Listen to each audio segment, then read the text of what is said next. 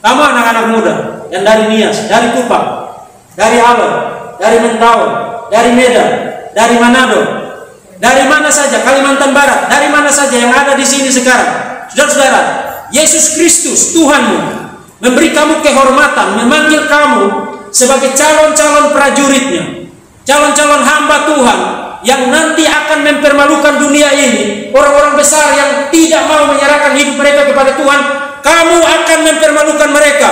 Tapi ada harga yang harus kamu bayar.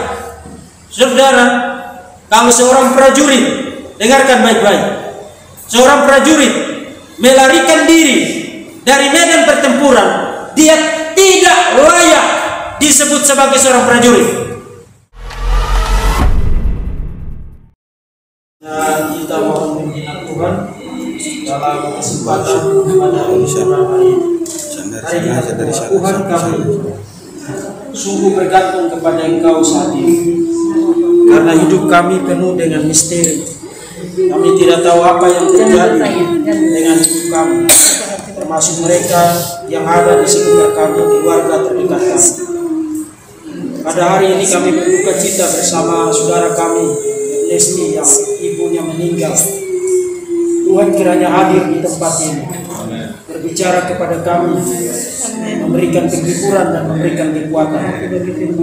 Dan cara Engkau hadir untuk menghibur kami adalah melalui firman. Maka bukalah telinga kami, ya Tuhan, supaya kami mendengarkan suara-Mu melalui firman Tuhan, dan hati kami boleh dihibur, hati kami boleh dikuatkan oleh karena firman. Dalam nama Bapa, Putra, dan Roh Kudus, sumber penghiburan yang sejati, kami mohon pimpinan Tuhan. Amin. Lesti, kamu tenang dulu. Kemudian kita akan baca firman Tuhan. Saudara, mari kita membaca firman Tuhan dari Matius pasal 8.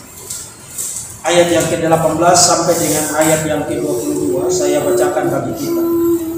Ketika Yesus melihat orang banyak mengelilingi, Dia menyuruh bertolak ke seberang.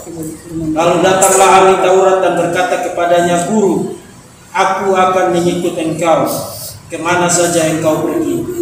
Yesus berkata kepadanya, serigala mempunyai liang dan burung mempunyai sarang, tapi anak manusia tidak mempunyai tempat untuk meletakkan kepalanya. Seorang yang lain, yaitu salah seorang muridnya, berkata kepadanya, Tuhan, izinkanlah aku pergi terlebih dahulu menguburkan ayahku. Tapi Yesus berkata kepadanya, ikutlah aku, dan biarlah orang-orang mati menguburkan orang-orang mati mereka. Saudara, dalam hidup ini, secara normal ada dua kesempatan di mana kita harus meninggalkan orang tua kita.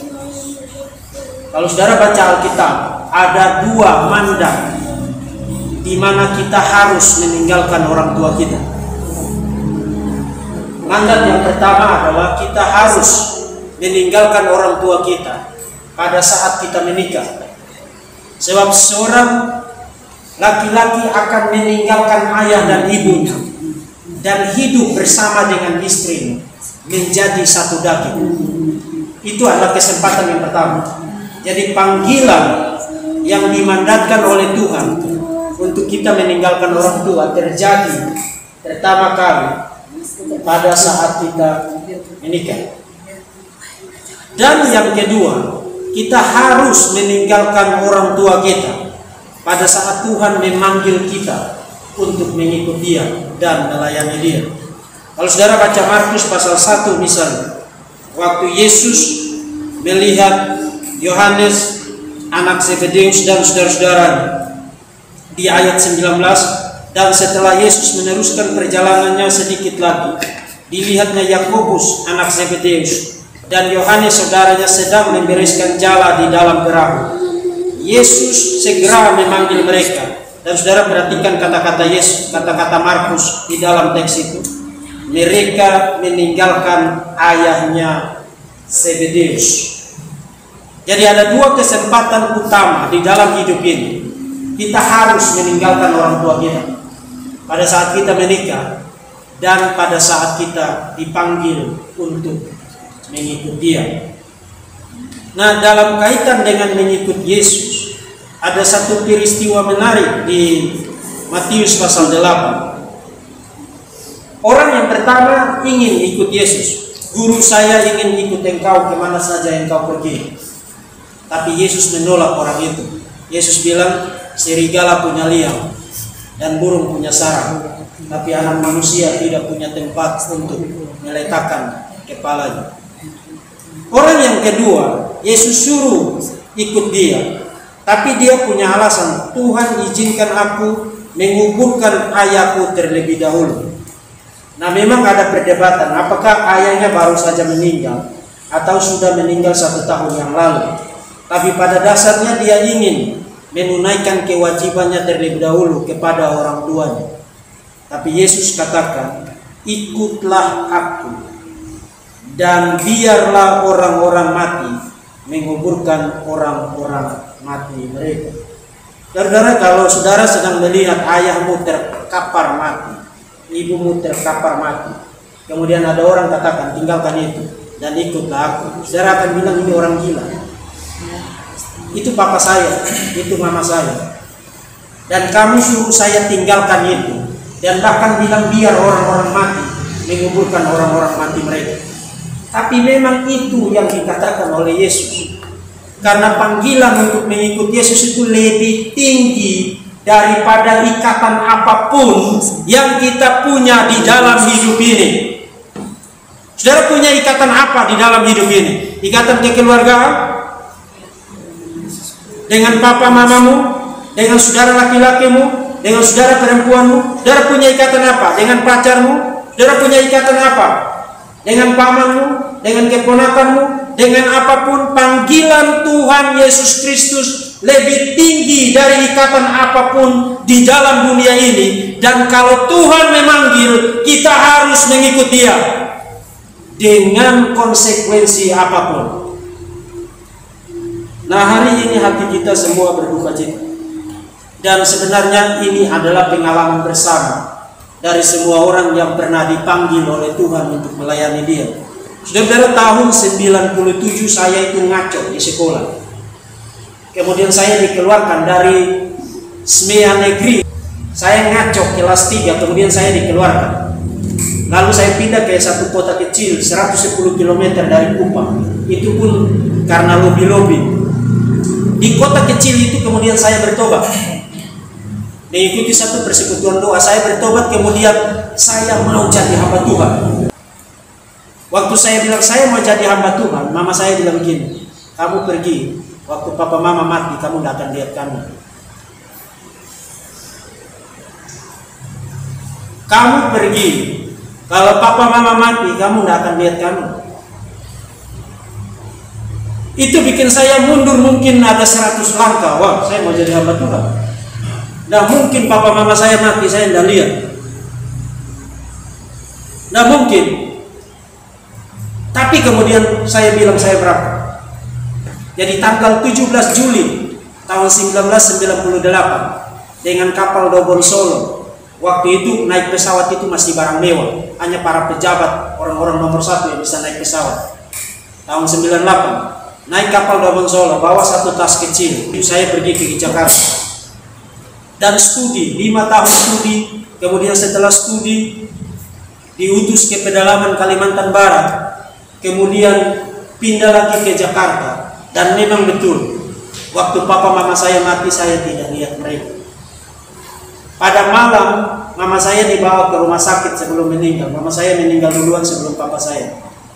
Pada waktu mama saya meninggal, pada malam itu kami masih sempat telepon, dan 5 menit sebelum meninggal di rumah sakit, abang saya memastikan lagi, "Ma, apakah kalau mati sekarang yakin masuk surga?" Mama saya jawab, "Saya pasti masuk surga karena saya percaya Tuhan Yesus Kristus juru selamat saya." Begitu dia selesai jawab itu, mama saya meninggal. Kemudian mereka berdoa di dalam ruangan itu, dipimpin oleh abang saya dan saudara-saudara saya. Kemudian telepon saya, mereka lagi sementara berdoa. kemudian kami berdoa bersama-sama. Papa saya meninggal juga begitu, saya tidak bisa lihat. Saya pergi, orang sudah kubur. Saudara, itulah harga, salah satu harga saudara dipanggil jadi hamba Tuhan. Saudara ini datang ke sini, ini kan masih bawa sentimen keluarga, masih bawa bayangan tentang kasih sayang keluarga. Oh, ada paman saya, ada om saya, ada keluarga saya, dan lain sebagainya. Saudara-saudara, semua ikatan itu tidak lebih tinggi daripada panggilan Tuhan Yesus Kristus. Amin. Jadi meskipun hati kita hancur sekarang karena orang tua kita meninggal, dan meskipun air mata kita jatuh sekarang karena kita kehilangan orang yang kita kasihi, ya, karena itu berarti kita mencintai keluarga kita. Tapi jauh di dalam hati kita, saudara yang sudah dipanggil untuk ada di STTRI Batam, kuatkan dan teguhkan hatimu. Karena Yesus Kristus berkata, biarlah orang mati menguburkan orang mati mereka, tapi engkau ikutlah aku.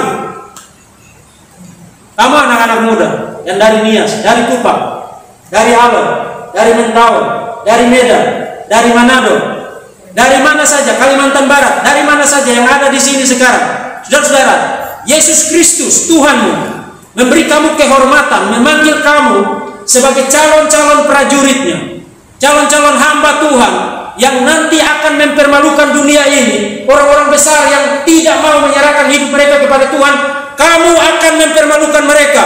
Tapi ada harga yang harus kamu bayar. Ada harga yang harus kamu bayar. Salah satunya adalah seperti yang hari ini dirasakan oleh saudara kita Ernesti. Ibunya meninggal dan dia tidak bisa lihat. Ada harga yang harus dibayar sebagai seorang hamba Tuhan. Saudara tidak meninggalkan kampung halaman saudara for nothing. Saudara meninggalkan kampung halaman saudara karena panggilan dari Tuhan di atas segala Tuhan, panggilan dari Raja di atas segala Raja. Dan bukti saudara taat kepada Tuhan adalah hari ini saudara ada di tempat ini. Jadi Ernesti, kami ikut berduka cita bersama denganmu. Tapi hatimu harus tetap kuat. Dan semua yang lain yang baru datang, yang baru ada di kampus ini, kamu harus tetap punya hati yang kuat. Kamu harus tetap punya komitmen yang kuat. Saudara, kalau seorang prajurit, dengarkan baik-baik, seorang prajurit melarikan diri dari medan pertempuran, dia tidak layak disebut sebagai seorang prajurit. Kalau Tuhan Yesus memanggil kamu untuk menjadi hamba-hambanya, kemudian saya kangen papa mama saya, jadi saya pulang aja. Saya kangen dengan paman saya, kambing saya 10 ekor, itu nanti siapa yang kasih makan?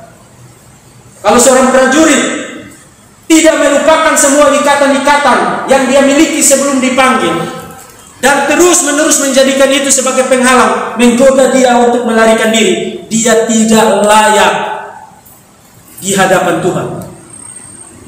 Tidak layak di hadapan Tuhan. Sebab Alkitab berkata seorang prajurit tidak memusingkan penghidupannya sendiri, melainkan dia harus menyenangkan komandan. Tuhan Yesus memanggil kita semua meninggalkan segala sesuatu, meninggalkan zona nyaman kita, meninggalkan keluarga kita, meninggalkan ikatan-ikatan yang menurut kita itu memberikan kita proteksi, memberi kita rasa aman, memberi kita rasa nyaman, memberi kita rasa bahagia, rasa senang. Meninggalkan semua itu dan ada di tempat ini, membentuk satu ikatan keluarga yang baru di tempat ini atas dasar iman kepada Tuhan Yesus Kristus. Panggilan itu jauh lebih tinggi daripada apapun juga. Lihat kiri kananmu, yang laki-laki adalah saudara laki-lakimu, yang perempuan adalah saudara perempuanmu. Jangan lagi bawa ikatan suku, jangan lagi bawa ikatan bahasa, jangan lagi bawa ikatan keluarga atau apapun yang kamu miliki sebelum ada di sini. Yang laki-laki adalah saudara laki-lakimu, yang perempuan adalah saudara perempuanmu, dan para dosen di tempat ini adalah papa mamamu. Kita adalah satu keluarga besar. Kalau kita susah sama-sama. Kalau kita senang sama-sama. Kalau kita tertawa sama-sama. Kalau kita menangis bersama-sama. Kalau kita berkelimpahan sama-sama. Kalau kita kekurangan bersama-sama. Karena sekarang kepala kita adalah Tuhan Yesus Kristus. Dan Tuhan Yesus Kristus mengumpulkan kita di sini menjadi satu keluarga, mengangkat para dosen di sini untuk menjadi orang tua rohani bagi saudara-saudara sekalian. Ada di samping saudara, mendampingi saudara, mengajar saudara, membimbing saudara, menasihati saudara, mengoreksi saudara, menegur saudara. Semuanya untuk mempersiapkan kamu nanti kamu bisa berdiri bagi Tuhan Yesus Kristus. Jadi mari kita sama-sama berdoa. Karena kita percaya bahwa kematian orang yang sudah percaya kepada Yesus itu bukanlah kematian yang mendatangkan kebinasaan. Bukan kematian yang mendatangkan maut yang kekal, tapi kematian yang membawa orang berpindah dari kehidupan penuh kesusahan di dalam dunia ini, berpindah ke dalam satu dimensi kehidupan yang penuh dengan kebahagiaan.